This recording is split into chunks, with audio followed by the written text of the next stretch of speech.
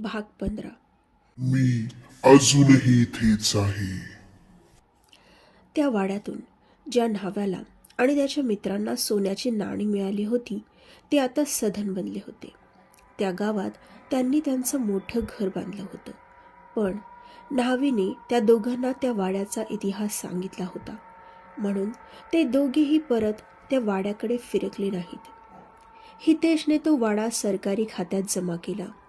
आता तो वाडा सरकारच्या देखरेखीखाली ठेवण्यात आल्यामुळे एक माणूस खास नेमण्यात आला. तो माणूस वाड्याच्या डागडुगीचं काम करू लागला. त्यामुळे वाडा स्वच्छ राहू लागला आणि सोबतच वाड्याला कलर वगैरे देऊन त्याला नवीन रूप देण्यात आलं. त्या वाड्याचा कायापालट झाला, पण तरीही त्या वाड्याकडे लोक जायचं टाळू लागले.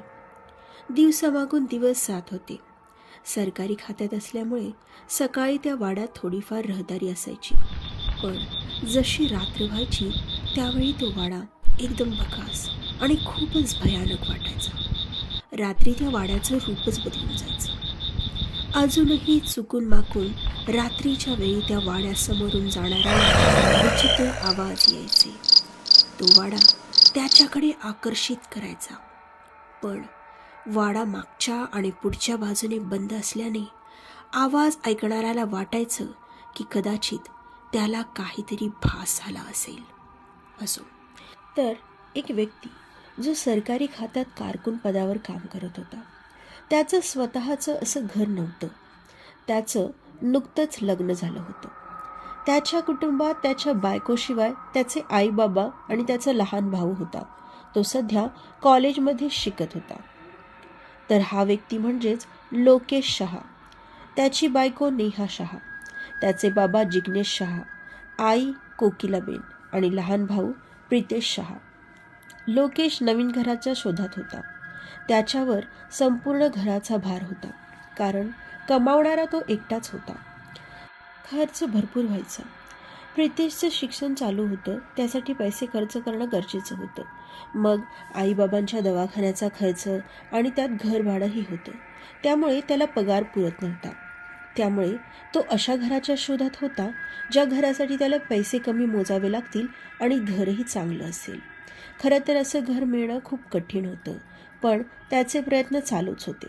त्याला लवकरात लवकर घर शोधायचं होतं, कारण ज्या घरात तो सध्या राहत होता तिथे पाण्याचा खूप प्रॉब्लेम होता आणि तो मालकही खूप खडूस होता.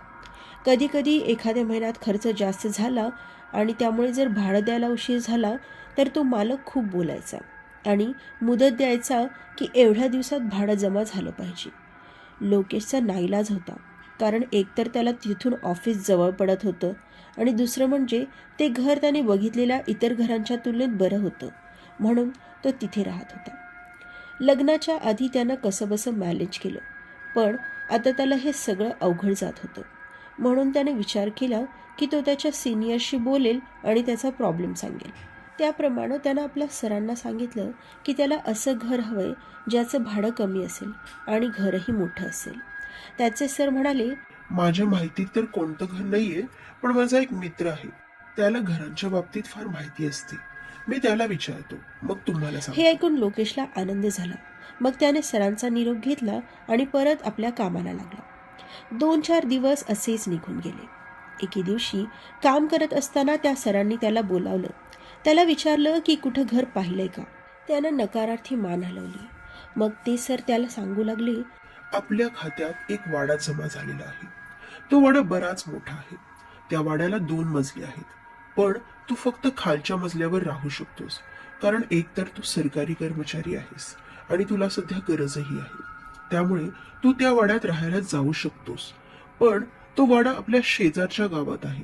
पण त्या वाड्याचं भाडं तुझ्या पगारातून कट होईल. फक्त खालचा मजला घेतल्यावर तुला भाडंही कमी पडेल. ते गाव खूप सुंदर आहे. पाण्याची अजिबात कमतरता भासत नाही. तसंच आता तर दवाखानाही मोठा आहे तिथे.